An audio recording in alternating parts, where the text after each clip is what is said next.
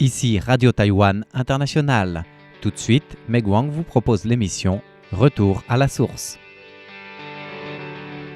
Bonjour à tous. Aujourd'hui, la pêche au célèbre réservoir Shimen dans le nord-ouest de Taïwan. Il s'agit d'une zone réputée pour l'alimentation des poissons qu'on appelle des poissons vivants. Nous serons en compagnie de Liao Wenxiang, l'un des rares pêcheurs autorisés à exercer le métier dans cette zone protégée.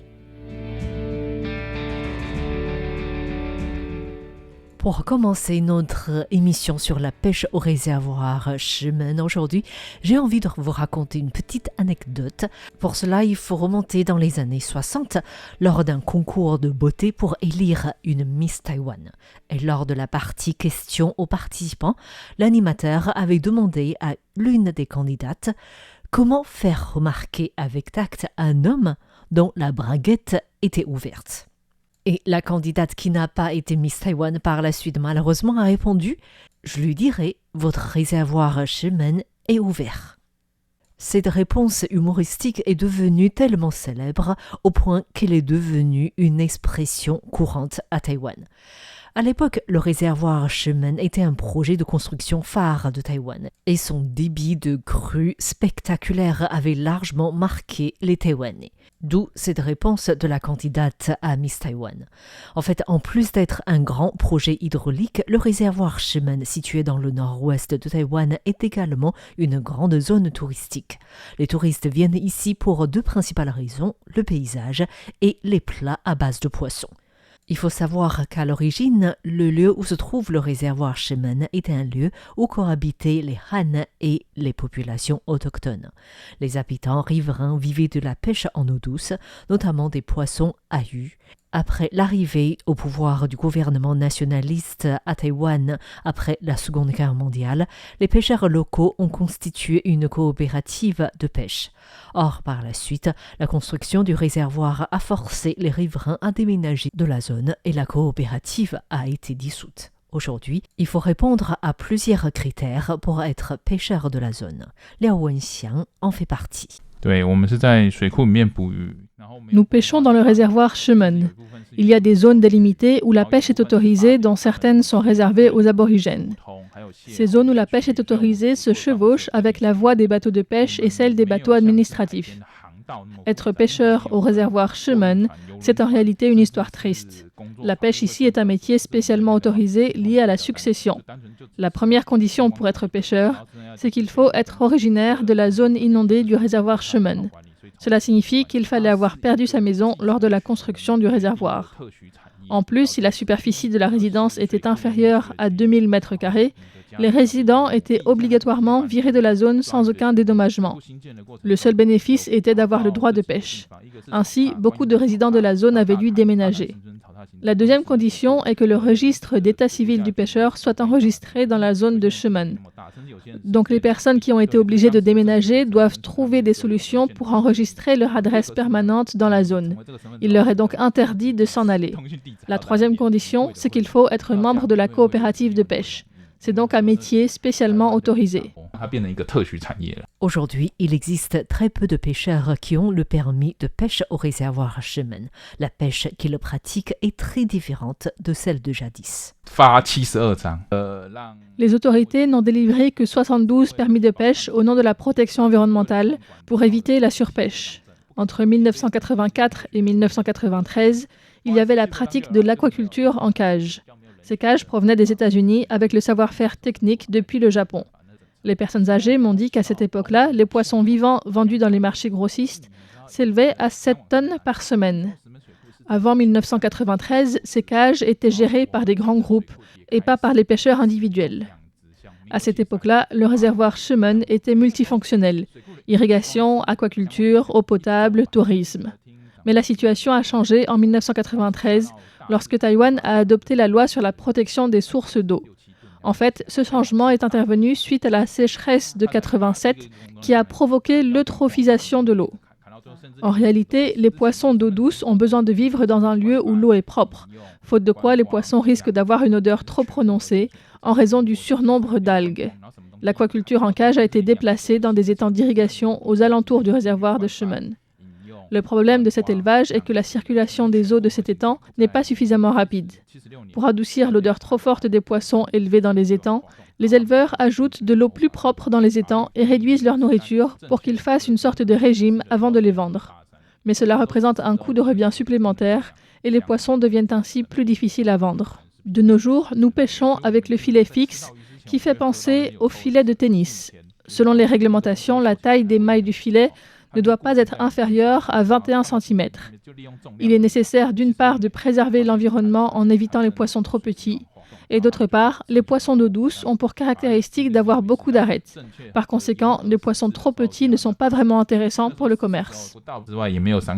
Au réservoir Shimen, les poissons sont pêchés dans leur milieu naturel en utilisant des filets de pêche avec mailles suffisamment larges. Aucun aliment ni médicament n'est ajouté dans le réservoir. Il est également interdit aux pêcheurs d'abattre ou de vendre des poissons directement à proximité du réservoir afin de garantir que l'eau de ce dernier reste propre et non polluée. Ainsi, à Taïwan, le réservoir Shimen est célèbre pour la série de restaurants non loin où il est possible de manger ce qu'on appelle des poissons vivants. Bien sûr, il ne s'agit pas de manger des poissons crus, mais plutôt des poissons qui sont livrés directement, encore vivants, au restaurant, qui disposent des aquariums le temps de commercialiser leurs poissons. La qualité de poisson rend la zone de Shimen célèbre et le poisson le plus consommé est les carpes à grosse tête, même s'il existe 4 principales espèces de poissons dans le réservoir, comme l'explique le pêcheur Liao Wenxiang.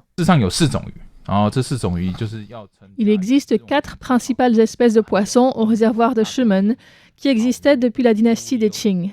Tout d'abord, il y a des carpes à grosse tête, des carpes de roseau, des carpes noires et aussi des carpes argentées. Ces dernières ont quasiment disparu puisque les éleveurs privés n'élèvent quasiment plus cette espèce de poisson. Nous trouvons ainsi 3 principales espèces de poissons dans le réservoir Shimen, mais avec une proportion très différente. 80% sont des carpes à grosse tête dans le réservoir. Dans le passé, lorsqu'il y avait encore des carpes argentées, ce poisson représentait 60% des poissons du bassin. En fait, la proportion s'explique par des fonctions assumées de ces espèces de poissons. Les carpes à grosse tête mangent du plancton avec la pratique de la filtration et peuvent donc manger les micro-organismes qui risquent de provoquer l'eutrophisation, tout comme les carpes argentées qui peuvent réussir une filtration encore plus fine. Les carpes de roseau qui mangent des fines herbes sont utiles lorsque le niveau d'eau du réservoir diminue en raison de la sécheresse. Et dans ce cas, des herbes poussent dans le réservoir et ces carpes de roseau sont nécessaires. Mais comme ces poissons mangent beaucoup, leurs excréments sont également trop importants. Donc il faut contrôler leur nombre pour éviter de nuire à la qualité de l'eau. Quant aux carpes noires, comme c'est un poisson carnivore, ils sont nécessaires pour manger des espèces avec des coquilles. Ainsi, les poissons élevés dans le bassin étaient décidés de manière très attentionnée par le bureau de gestion du réservoir, qui travaillait avec des spécialistes de la pêche. Mais au fil du temps, cette situation a changé. Aujourd'hui, la gestion du réservoir revient plutôt aux organismes de gestion des eaux.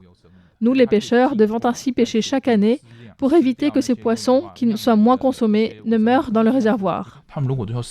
Liu Wenxiang est un pêcheur professionnel dans la zone du réservoir Shimen. Pour lui, tout représente un coût. Il cite notamment des alevins à mettre dans le réservoir chaque année qui représentent également un coût pour les pêcheurs, en sachant qu'ils ont le droit de pêcher dans cette zone en perdant leur terre.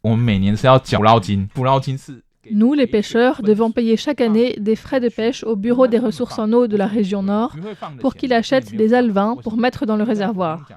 Notre coopérative achète également des alevins avec des frais de dédommagement des riverains qui sont interdits de construire, par exemple dans cette zone protégée. Au final, c'est toujours les pêcheurs qui payent pour ces alevins. Cela signifie qu'avec la diminution des pêcheurs, le métier des pêcheurs peut disparaître à l'avenir, faute d'argent. Liao Wenxiang est un jeune pêcheur de la région. Il ne travaille pas uniquement dans la pêche aujourd'hui. L'une de ses missions, en fait c'est une mission qu'il s'est donnée lui-même, est faire de l'éducation alimentaire pour que chaque génération apprécie la consommation des poissons. Aujourd'hui, sur les 72 permis, une trentaine sont des pêcheurs à plein temps. D'autres pratiquent la pêche pendant la saison haute, comme l'hiver pour la fondue. Mais en plus de la pêche, je fais également de l'éducation alimentaire. Je pense que c'est important puisque j'ai remarqué que les jeunes qui sont nés dans les années 2000 ont perdu la capacité de manger un poisson en entier avec leur baguette. Pour les plus âgés, nous mettons l'accent sur les saveurs, l'histoire et la culture des poissons.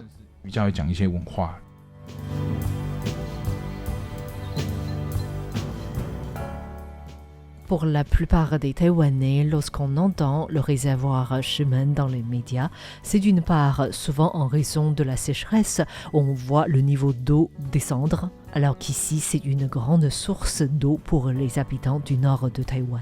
Et d'autre part, c'est pour le tourisme qui est célèbre dans cette zone, notamment pour les poissons. Mais finalement, l'histoire de la pêche de cette région mérite tout aussi notre attention pour ne pas être oubliée. Merci de votre écoute, c'était Meguang pour RTI.